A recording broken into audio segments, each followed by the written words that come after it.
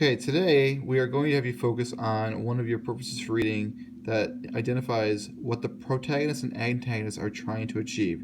So, the purposes. So, you're going to need to set up your notebook in a similar fashion as this. Title it Character Goals. Make sure you identify the title of your character. Across the top, you've got the character, then the goal, and then the proof. Then, underneath that, you'll need to write protagonist and identify who the protagonist is in your story. Below that is going to be the title antagonist, as well as who that's going to be.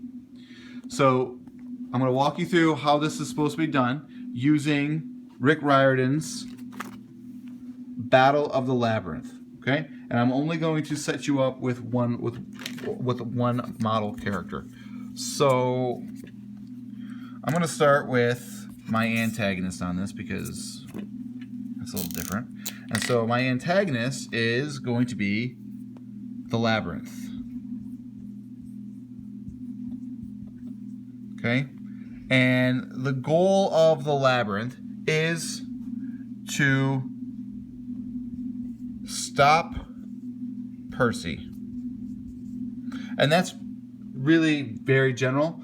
You can go more detailed than this. Here is where you're going to give an example from the page, from the book.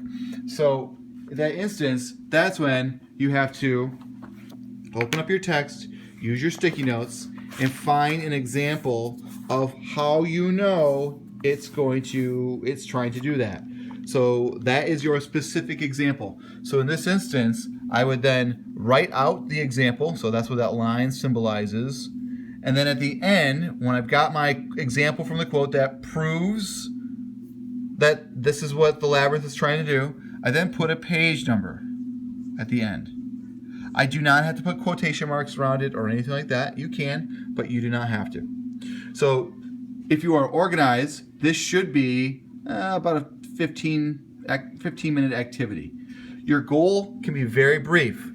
The focus is going to be to use your text to demonstrate your reading and your note-taking. This should be a little bit longer. Okay? So that's the work you're going to do. When you're done, come see me and I will check it off.